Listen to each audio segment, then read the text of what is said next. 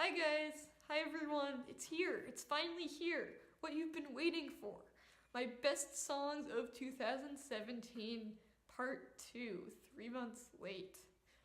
But I really enjoyed making it. I enjoyed going more in depth with the song analyses. There are timestamps down there, so in case you only want to watch the analysis of one or two songs, you can do that. And I really hope you enjoy it.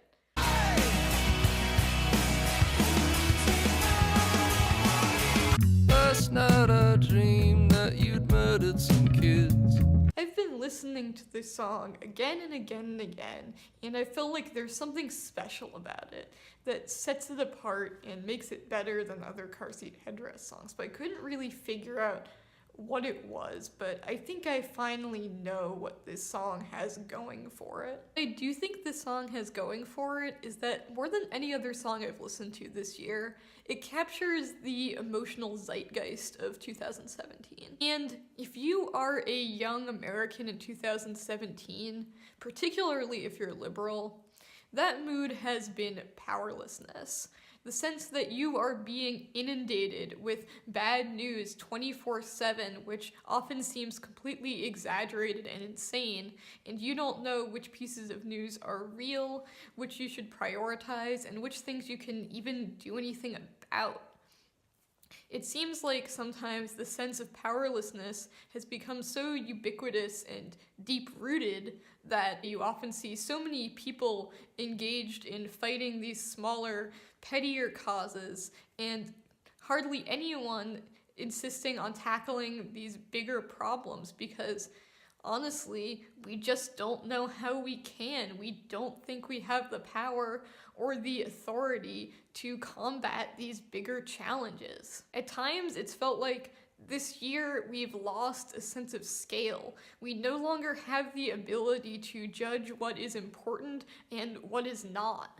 The song starts out pretty basic with this infectious bass guitar line, but then it starts to add on more and more off-kilter elements, these warping synths that always seem a little bit off balance, constantly shifting, these stabs of bright guitars, and it all gives the sense that this is a song that is not settled or centered within itself. It may have a message, but it's not one that's confident and focused and anthemic. The whole song starts out with the narrator having this dream that, as he put it, his best friend murdered some kids and went out to the desert where the freaks live.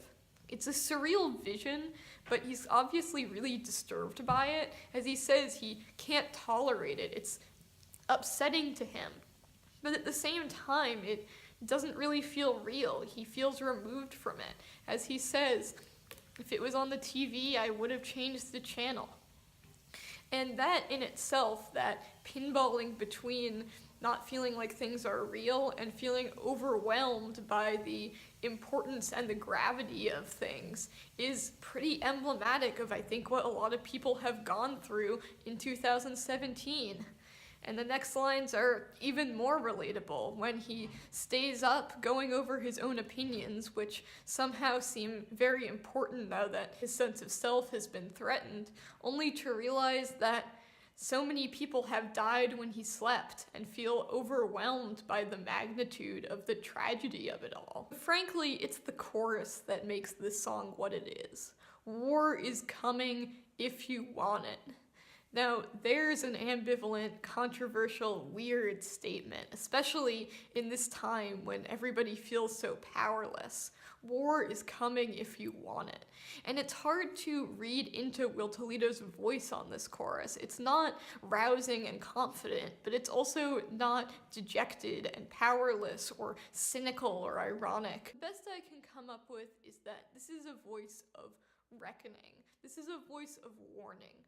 This is a voice that says you need to wake up and acknowledge reality because this is important and you are powerful. You can make changes. All of this is real. His intent isn't to make some kind of rousing anthem to instill us with self-confidence.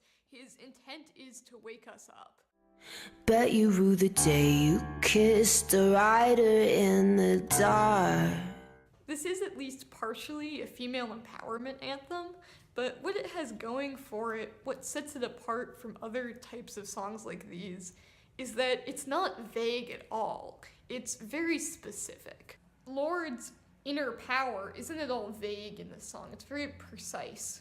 She gets her power from being a writer, from controlling the narrative of their love. She can spin a dramatic love story around their romance, around their relationship, and she can just as easily undo that story.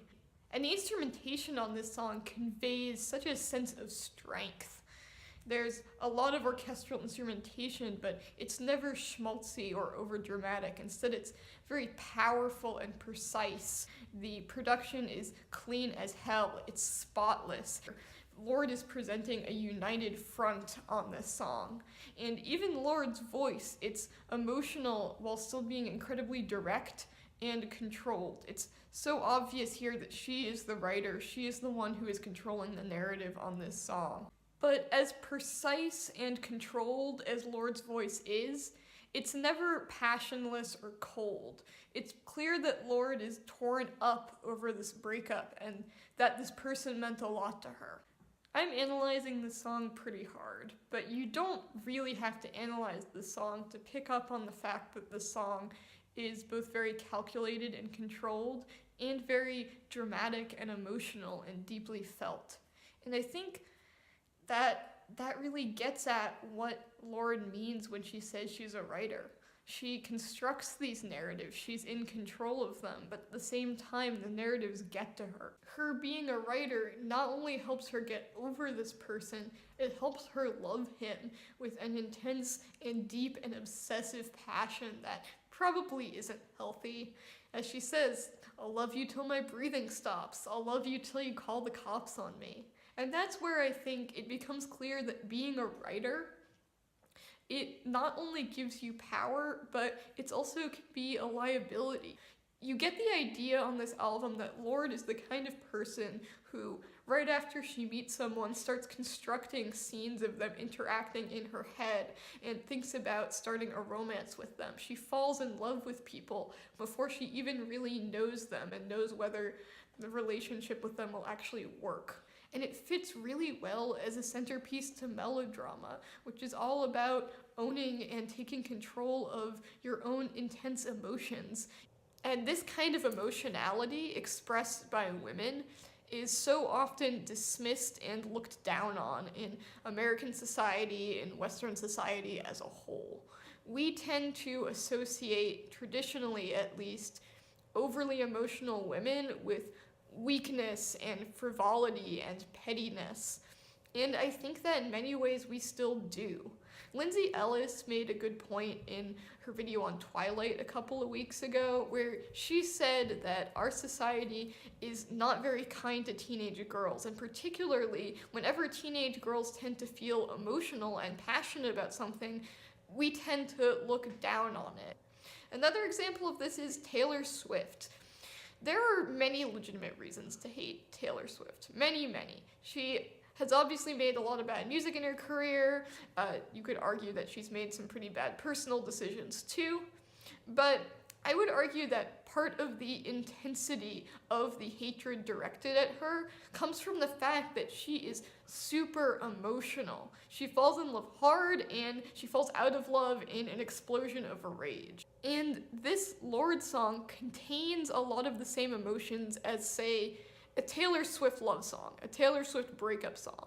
There is infatuation, there is obsession, there is anger, there is a fierce independence and kind of a snarkiness to it all. But the difference between a Taylor Swift song and this Lorde song is that the precision and the really controlled, purposeful artistry of this Lorde song forces you to take these emotions seriously and not just dismiss them as silly. Not just as something which can cloud your judgment, but as something that can actually be a strength, which can help you get over a toxic relationship, control the narrative of your own life.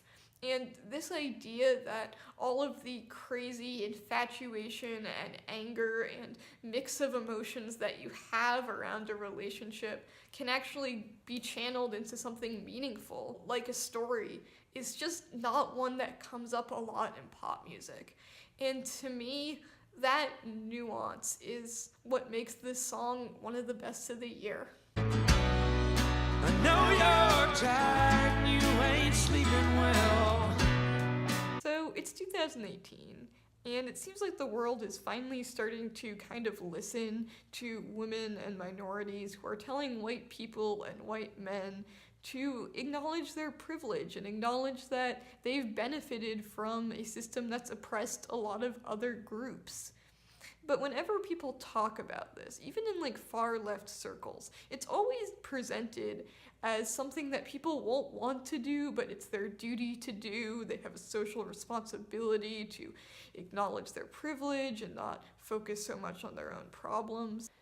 And this has always seemed a little bit backwards to me, because speaking as someone who is pretty privileged, I found that one of the most rewarding and freeing things I can do is separate myself from the political conversation and not think so much about how I'm oppressed or how I'm affected or whether I should be offended by something or not. Which is why I'm so glad that Jason Isbell wrote a song that has these themes of giving up your privilege and of allyship that is pretty much the antithesis of any other song with those themes. Instead of guilty, it's joyful. Instead of self-conscious, it's sure of itself. It's embracing of the world. In some ways, this is like the anti-self-empowerment song. It's empowering you to have fun forgetting about yourself. Forget being strong. Forget being independent. Just forget yourself altogether. Stop obsessing over your own possible victimhood or your own personal specific needs and start trying to make a difference for other people. That's ultimately the best way to make yourself feel good. And it does this with one of the meatiest, catchiest, most infectious guitar riffs I've heard all year. The chorus is just a little bit gritty, a little bit down to earth, but it still has a lot of that soaring, infectious pop feel to it. It kind of reminds me of some of those older 90s pop songs like Hey Jealousy that were gritty but also incredibly catchy. All that said, it is definitely a difficult time right now to write a joyful and optimistic political song without seeming like you're out of touch or you're hopelessly naive. And there is something that's pretty understandable about people's want to be pessimists. It can feel really good to wallow in the fact of being an innocent person in a bad world instead of actually doing the hard work to go out there and try to make something positive happen. And one of the best things about this song is that Jason Isbell understands that. He admits to sometimes playing the victim, to being constantly tired and feeling beaten down by politics, and to wanting to pontificate about his own pain in order to comfort himself, rather than helping people who are actually suffering. This is a song that has a lot of empathy for people who are going through this confusing and chaotic time in our country, while also not letting them off the hook, not giving them any excuses. He's like your mom. He's telling you that he wants you to take the high road, that he wants you to lay down your petty concerns and your selfishness and your victimhood to go help other people, because ultimately he cares about you and he wants you to be happy. And that's pretty sweet.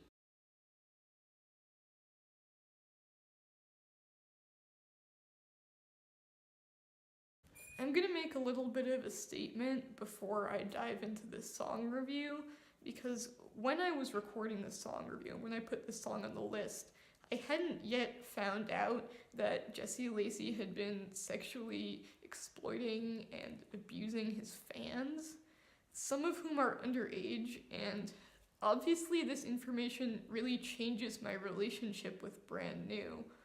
I can't enjoy one of their concerts anymore. I can't really feel totally good about giving Jesse Lacey money and supporting him because I know what he's been doing. And this concept of really horrible abuse is just always going to be connected in my head now with one of my favorite bands. But I did decide to leave the song on the list because ultimately what I think people gloss over a lot is that art gets separated from its creator.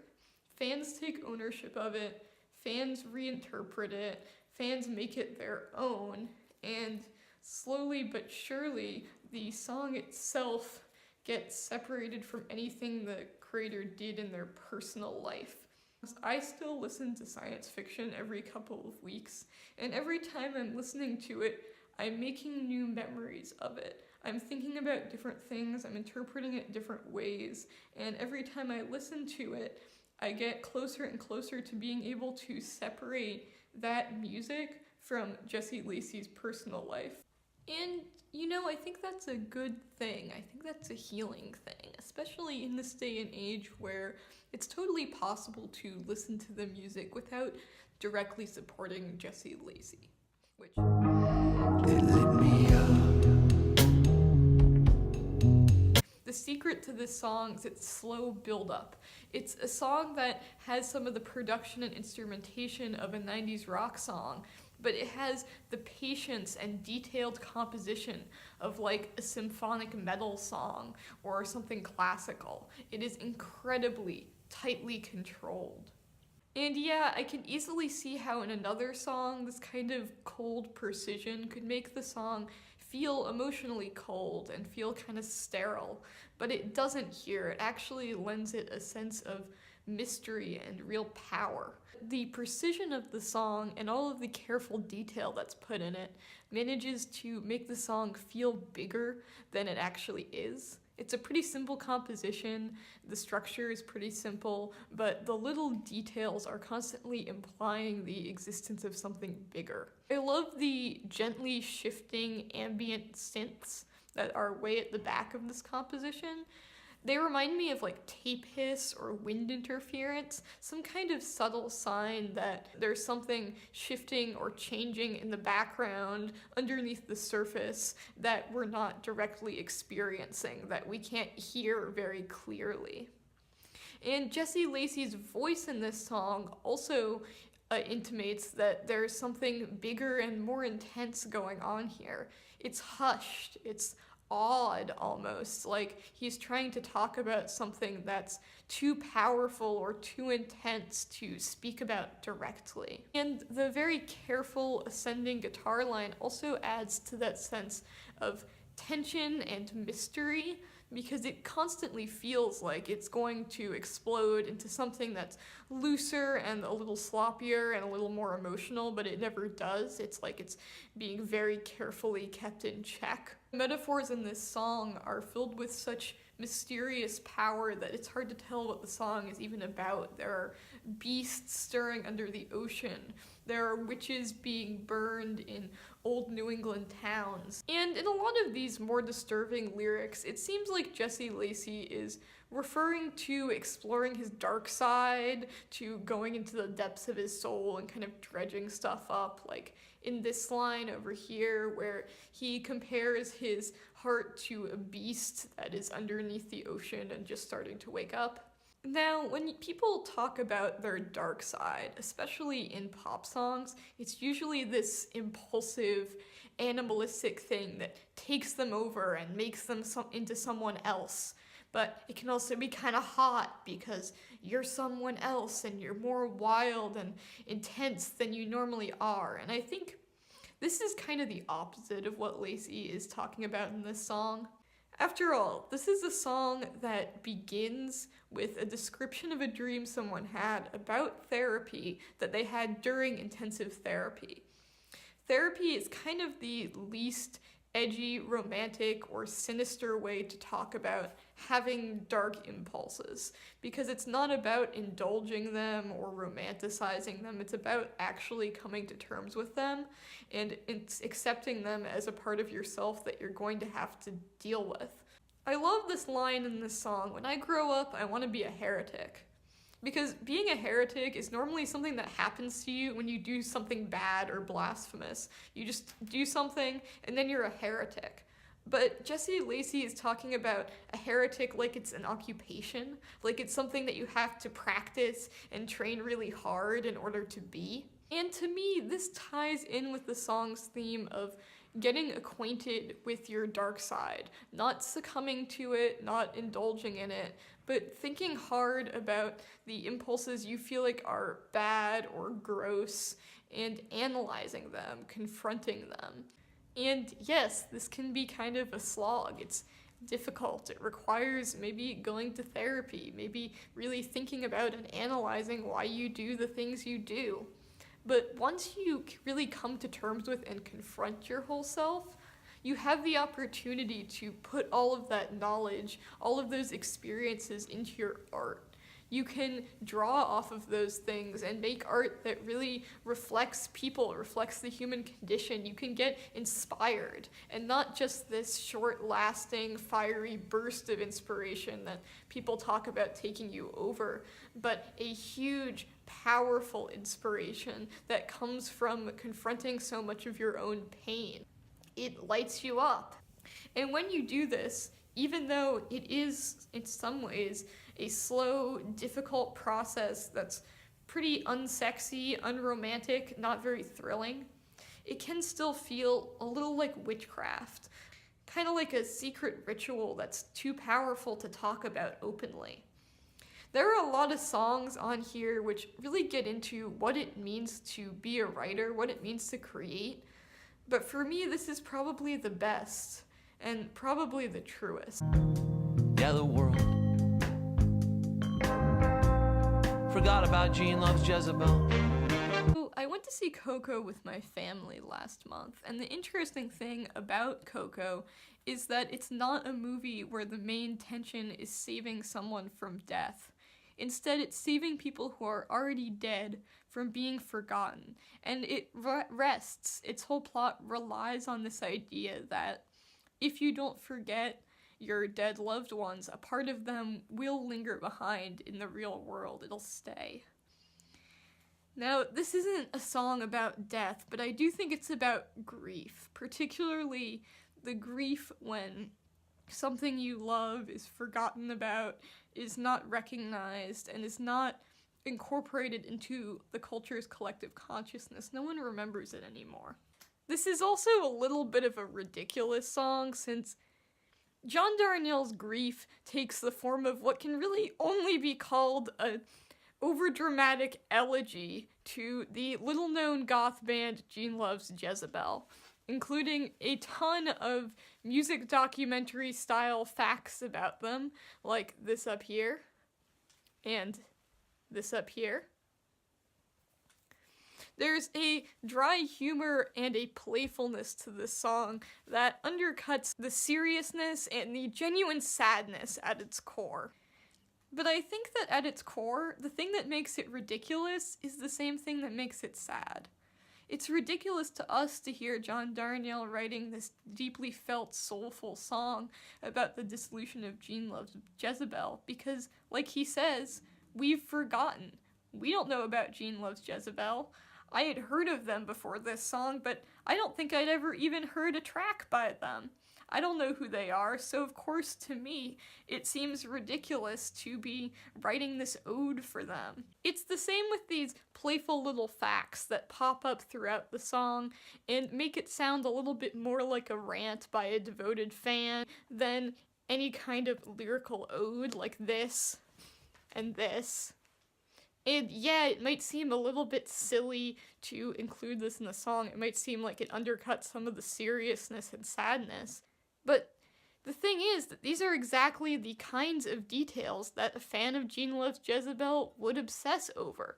They would be the kinds of details that give the band a little bit of color and personality. And while Gene Loves Jezebel is a real band, they had a couple of hits in the 80s, slowly lost relevance, and eventually broke up. It's also a symbol of the many bands that have connected with fans, that have made music that people relate to, and then have gotten forgotten. And it just seems like such a shame, because Music is supposed to be something that transcends yourself, transcends the particularities of the time and the place, relates to people from many different backgrounds, and can linger on after you're gone. After all, in that same movie Coco, it was music that kept one of the characters' memories alive. He remained in the world because people still listened to his music and connected with it. And to see so many bands whose music does that, succeeds, they have a fan base, maybe they even have a couple of hits, just dissolve, just fall off the face of the earth and lose relevancy. It is sad. And it also hits close to home because, as an artist myself, I would like to think that the things I make are somehow truer or more lasting than my specific life right now, but the cultural forces are strange and weird, and who knows who your art will reach or won't reach. The best you can do is just try your best in the moment and hope for the best to come, you know? As he says, no matter how big that chorused bass may throb, you and I and all of us are gonna have to get a job because the world forgot about Gene Loves Jezebel. So that is it for now. There are actually 2 more songs which I want to put on the mixtape, which unfortunately because of the video length limits I could not get into this video. It will be in another video. And to end this off, I just wanted to shout out 3 songs that did not make it on the mixtape, but are still some of my favorites from last year. The first song is Groundhog's Day by Billy Woods. This thing has a really gritty, off-kilter, hypnotic beat, and its theme of repeating the same thing over and over again, of never feeling like you've really been able to make any progress in your life, just sinks in more and more and more with every repeated listen. It's an excellent slow burner of a song. The second one is Funeral by Phoebe Bridgers. Phoebe Bridgers is an up-and-coming singer-songwriter with a real ear for melody, and this song, Funeral, is very haunting, very melancholy, but also very self-aware and personal. Reminds me a little bit of Sun Kil Moon or Conor Oberst. And lastly, I wanted to shout out Happy Birthday Johnny by St. Vincent, which is this beautiful stripped-back piano ballad that really showcases St. Vincent's songwriting ability and her storytelling ability, and it tells a story which seems very, very real of her relationship with a family member who's dealing with drug addiction and homelessness, and how she has a very conflicted relationship with this person. She wants to help them, she feels bad for them, but they're also kind of manipulative, and they're kind of in a trap of their own making in certain ways. I think this is a song that a lot of people are going to relate to. It's also a pretty heartbreaking song, made me cry a few times. Definitely worth a listen. Since you had to walk out of here, I've been having a record year.